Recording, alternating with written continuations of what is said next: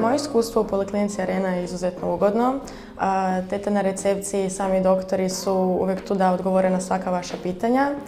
Generalno sam dosta zauzeta i bilo mi je teško dogovarati termine, ali oni su uvijek tu bili da uskoče i nađu termin koji će mi najbolje odgovarati. Najviše sam radila sa doktorom Đodanom i doktoricom Stojić. Atmosfera je uvijek bila ugodna i prijateljski su bili nastrojeni. Nije mi bilo nikad strah pitati neko pitanje, uvijek su se brinuli da se osjećam ugodno. U Polikliniku Arena Dental sam prvenstveno došla jer sam čula jako puno pozitivnih iskustva ljudi koji su prije dolazili i zato sam se odlučila sama okusiti u ovoj poliklinici.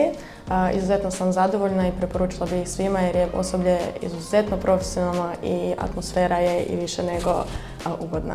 Ja kao doktor koji je u principu radio većinu radova Arijani, evo samo bih se htio zahvaliti u ime Arena Dental Poliklinike što je ukazala na povjerenje i što smo ostvarili jedan novi zadovoljni sretan uspjeh. Hvala ti, Arijana. Hvala vama također. Lijep pozdrav svima.